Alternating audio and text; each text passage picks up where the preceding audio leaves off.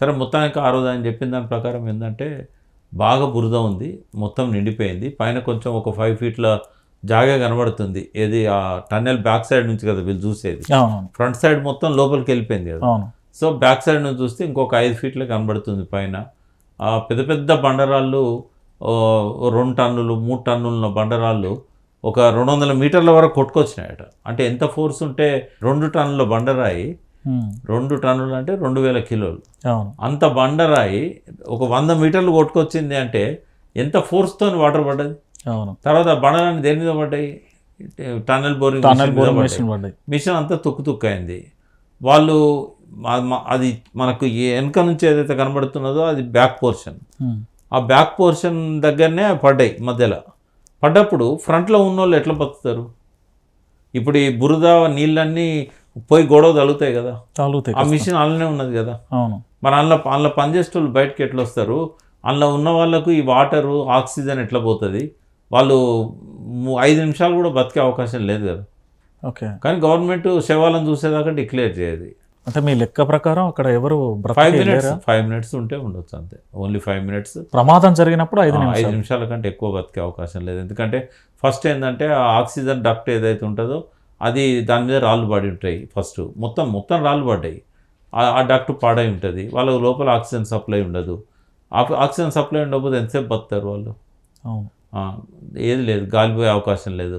తర్వాత ఇది ఎప్పుడైతే బురద నీళ్ళన్నీ పెద్ద మొత్తంలో వచ్చినాయో 100 మీటర్ల దూరం 2 టన్నుల రాళ్ళు కొట్టుకుపోయినాయో ఇంకా ఆ లోపలికి ఎంత బురద పోయి ఉంటుంది, అక్కడ మొత్తం ఎక్కడ సందు ఉంటే అక్కడ నీళ్లు పోయి ఉంటాయి, ఎట్లా బతికే అవకాశం ఉంటుంది? అవును, అక్కడ చివరి సాక్షిగా ఉన్న అల్లావుద్దీన్ కూడా ప్రమాదం జరిగినప్పుడు వాళ్ళు బాగా ఉన్నప్పుడు వీళ్ళు పరిగెత్తినప్పుడు 2 కిలోమీటర్లు పరిగెత్తినప్పుడు వరద కూడా వెనకాల వచ్చింది అంత స్పీడ్తో. మరి ఇటు వచ్చినప్పుడు అడుగుపోద్ది కదా, అటు కూడా ఇటు అప్పు తెలుసా మీకు? ఇటు అప్పు అప్పుకే అంత స్పీడ్తో వరద వస్తే డౌన్కి ఎట్లా పోతుంది? ఇటు సైడే అప్పు, ఇటు సైడ్ అప్పు. మరి లెక్కన వాళ్ళు ఎవరు కూడా ప్రాణాలతో ఉండడం కష్టమే. 5 మినిట్స్ అని చెప్పాను కదా, 5 మినిట్స్. కానీ వాళ్ళు డిక్లేర్ చేయరు కదా, శవాలను చూసేదాకా డిక్లేర్ చేయరు.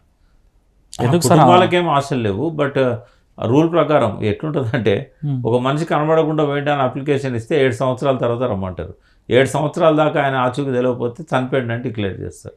ఇక్కడ కూడా అస్థిపంజరాలు దొరకకపోతే అంతే. అంటే ఇప్పుడు ఆ ఛాన్స్ కూడా ఉండదు అసలు, మనుషులను గుర్తుపట్టేటట్టు ఉండరు. రేపు ఇంకో 4 రోజులు పడుతుంది వాళ్ళ బాడీ తీయడానికి. అదే రేపటితో కంప్లీట్ చేస్తామని చెప్తారు. ఎట్లా చేస్తారు ప్రభుత్వం? ఎట్లా చేస్తారు? వాళ్ళే చెప్తున్నారు సార్. ఉత్తమ్ కుమార్ రెడ్డి స్టేట్మెంట్ ఛాన్సే లేదు అసలే. ఎందుకంటే ఫస్ట్ ఏం చేయాలి, వాళ్ళు బురదనంతా తీసేయాలి. బురద తీసేసినాక సైడ్ నుంచి లోపల పోయేటట్టు ఉండదు, అది నిండు ఉంటుంది కదా, మిషన్ నిండా ఉంటుంది. అవును, నిండు ఉంటుంది. అలాగే ఎక్కిపోయేటట్టు ఉండదు, సైడ్ నుంచి పోయేటట్టు ఉండదు.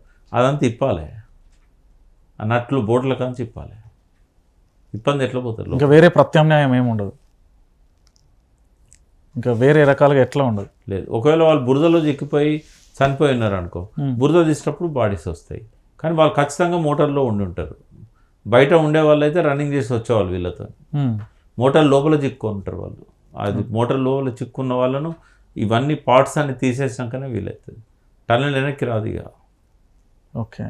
అంటే ప్రభుత్వం ఇక్కడ ఏమైనా నిర్లక్ష్యం ఉందంటారా కేంద్ర రాష్ట్రానికి? అంటే లోపల తవ్వేది ప్రభుత్వం కాదు, ప్రభుత్వం కాంట్రాక్టర్కి ఇచ్చింది. కాంట్రాక్టర్ రాబిన్సన్ కంపెనీకి ఆ టన్నెల్ బోరింగ్ మిషన్ ఎవరైతే తయారు చేశారో వాళ్ళకు కాంట్రాక్ట్ ఇచ్చింది. ఆ సొరంగం తవ్వే కాంట్రాక్టు అమెరికాలో ఉన్న రాబిన్సన్ కంపెనీ. అందుకే వాళ్ళ ఇంజనీరు వాళ్ళ ఆపరేటర్లు అంతా చచ్చిపోయారు. వాళ్ళు ప్రభుత్వము నేను అనుకుంటా కొంచెం ఒత్తిడి చేస్తే చేసి ఉంటుంది, తొందరగా చేయండి అని. ఏ ప్రభుత్వమైనా చేస్తుంది. బట్ అక్కడ టీఆర్ఎస్ తీసుకున్న జాగ్రత్తల్ని ఈ ప్రభుత్వం తీసుకోలేదు.